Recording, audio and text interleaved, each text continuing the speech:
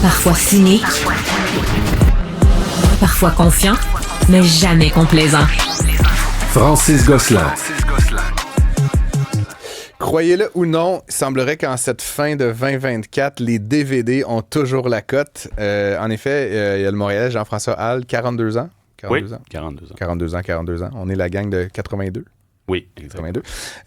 Technicien de cinéma. Oui. De formation, toujours cette technicien de cinéma oui, tout à fait, à l'occasion. Tu es aussi connu sous le nom, Jean-François, du Pro ou le Roi, je sais plus. Le pro des DVD. Le Pro des DVD. Et donc, tu fais des affaires en or en revendant des disques sur eBay. Donc, je t'avoue, moi, je suis économiste. je m'intéresse beaucoup à tout ça. Et donc, je voulais un peu comprendre. Il y a encore des gens qui achètent des DVD en 2024? Oui, tout à fait.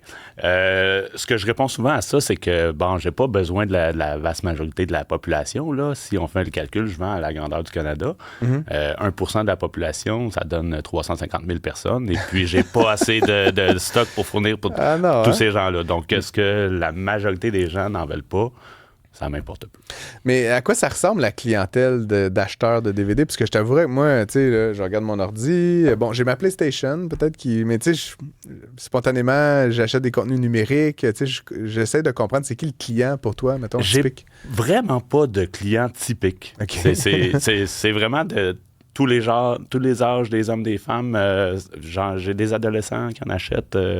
C'est des gens qui refusent le Netflix et l'Internet ou qu'est-ce qu'ils cherchent à travers tes produits? Ils cherchent à retrouver justement tout ce qui se retrouve pas sur les plateformes là, parce qu'il existe 1 million de films, puis c'est pas tout donc ils cherchent à conserver une certaine cinématographie.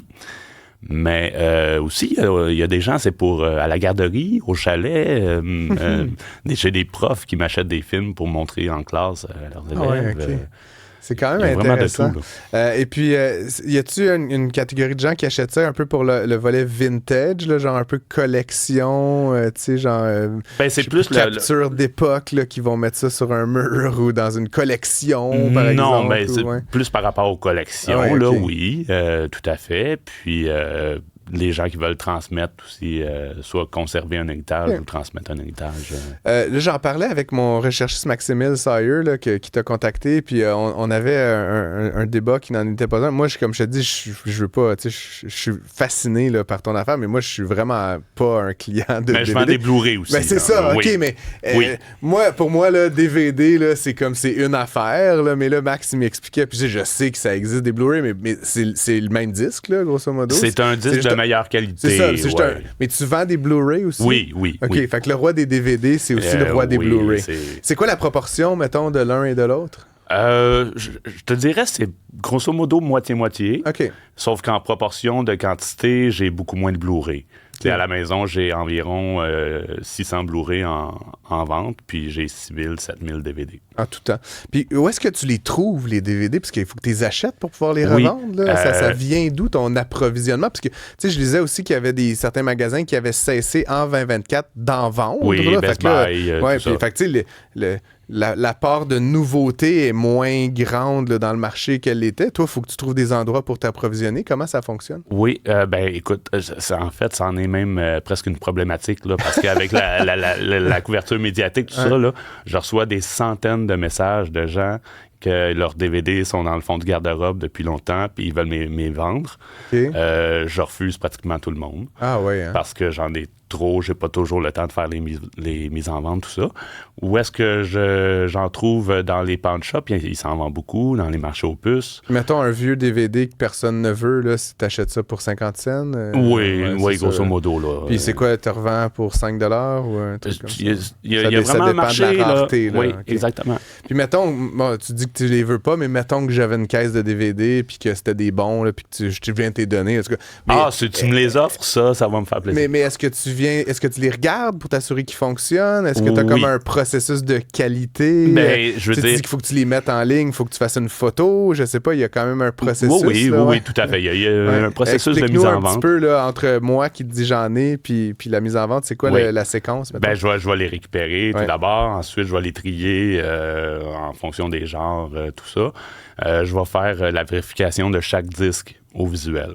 Je peux pas me permettre de les écouter, là, tous les films. Non, mais tu peux à la limite les mettre dans le lecteur vite, ou en tout cas, ou juste, juste une inspection visuelle, c'est suffisant. Pour moi, une inspection visuelle, c'est suffisant. Je suis capable de juger si j'ai une ressource qui fait du resurfaçage. Donc, si le disque, si le film, ça vaut la peine de le mettre en vente. S'il est rare, par exemple. S'il est rare, qu'il y a une certaine valeur, je vais le faire nettoyer. Sinon, voilà. Il y a quand même des gens qui te trouvent un peu drôle, là, puis j'en fais semi-partie, notamment en raison de l'intensité de ton marketing. Puis on en voit ici, là, juste à la sortie des studios de Cube. Qu'est-ce que tu en penses? Puis je pense qu'on a une image, là, peut-être, là, mais qu'est-ce que tu en penses de cette espèce de... ces affiches là, que tu as mis un peu partout, là? Écoute, ça, c'est une idée qui a... c'est une idée qui a changé ma vie. Je dormais la nuit, il y a une bulle qui m'a passé dans le cerveau 5 secondes dans mon inconscient, puis je me suis réveillé le matin.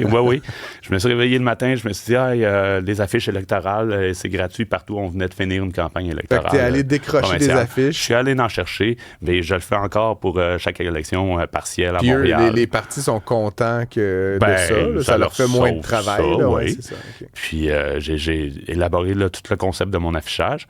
Et je vous dirais même qu'au début, ça fait 2 ans, la dernière élection provinciale.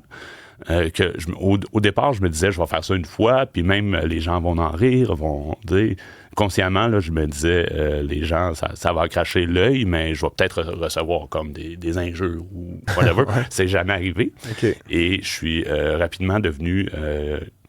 légendaire, ou dans un sens où les gens m'en parlaient. J'interviewe une légende, mesdames et messieurs, et puis, savez-vous? En voyant l'effet que ça faisait, j'ai pas eu le choix de poursuivre. Là, donc, comprends. C'est-tu ton principal revenu maintenant? Non. C'est vraiment... C'est un sideline. C'est un hobby que tu fais. C'est un sideline. Et raconte-moi, là, mettons, c'est quoi le DVD le plus cher que tu as jamais vendu? Là, parce que tu me disais qu'il y a des rapports de rareté. Oui, là, ça se vend-tu à des centaines de dollars? Oui, il y en a certains, des films québécois, des Carmina, des Ding et Dong, etc. Original. Oui, ça se trouve pas, là, je veux dire. Carmina, je l'ai eu une fois, et c'est vendu. Y a-tu des affaires, genre, c'est encore dans le plastique, là, je sais pas quoi, là, d'origine, vraiment? Ouais. Dans mon inventaire, j'ai beaucoup de films encore neufs et emballés. Okay. Puis quand je fais les recherches de prix, l'évaluation, ils ont toujours un petit peu plus de valeur que l'usager. Oui. C'est quand même très drôle. As-tu peur qu'éventuellement, il y en ait comme plus et que ça soit fini? Non, j'ai pas cette crainte-là. Je pense même qu'avec le temps, les gens vont se rendre compte qu'il y a tellement de films qui ont disparu, qu'ils veulent revoir, que ça va éventuellement revenir. C'est quasiment du service public, ton affaire. On devrait te subventionner. Là. Tu préserves une mémoire qui n'est plus disponible nulle part, quasiment. Il y a les bibliothèques là, qui ont encore. Il y a... certains magasins comme dans les pawn shops, tout ça, on peut en trouver. Là. Je comprends. Puis donc, t'as pas de plan B, là, tu vas pas te mettre à numériser des DVD ou une affaire Non. Même, il y a beaucoup de gens qui pensaient que je vendais des copies, mais moi, non. Les copies, ça va directement dans les vidanges.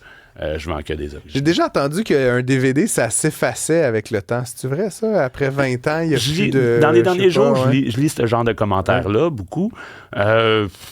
Personnellement, ça m'est jamais arrivé. Sur mes ventes, là, diront, il y en a 1 sur 1000 qui va être... qui va te dire que ça marche pas. Qui marchera le renvoie, là. Fait que je vais rembourser la personne. Est-ce que... puis c'est quoi les plus vieux DVD que tu as dans ta collection? Là, des Charlie Chaplin. On part du départ. Là, ils n'ont pas été faits en 1939, ceux-là, j'imagine? Non. Mais je veux dire, le DVD, c'est quoi les premières années? Là? C'est des années 90, je pense, les premiers DVD qui ont été... J'ai l'impression que oui, mais il n'y a pas la date de fabrication non plus. Là. Puis donc, on a parlé là, de l'histoire de Blu-ray versus DVD. Il y a évidemment, c'est surtout des films que tu vends, j'imagine. Est-ce qu'il y a d'autres supports? Est-ce qu'il y a d'autres contenus? Oui. Des fois de la musique, du logiciel? Je vends aussi, j'ai un petit lot de cassettes audio. OK. J'adore la diversification. Oui, je diversifie. Des 8 tracks aussi, peut-être, non? Non, mais puis j'ai quelques VHS en vente, mais ça vaut pas vraiment la peine. Puis j'ai aussi un lot de CD de musique.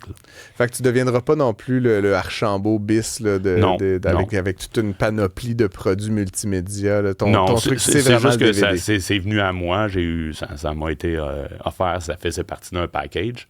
Mais non, je me concentre sur les films. Puis là, si on veut faire affaire avec toi, donc c'est via toujours la plateforme eBay, c'est ça? eBay, même Marketplace. Les gens peuvent oui, fait que tu listes aussi sur Marketplace? C'est moins bien listé, c'est par photo, tout ça. Mais, fait que les gens peuvent vérifier sur eBay qu'est-ce qui les intéresse, me contacter, puis il y a une façon de. Et tu réponds, puis ça prend, c'est instantané. Là. Tu réponds dans la journée. Là, mettons, oui. Tout ça. Puis après, on paye les frais s'il faut, là, des frais de shipping en bon français, puis tu nous envoies ça. C'est chez vous que tu fais tout ça? C'est chez moi. Tu vis dans 9000 DVD?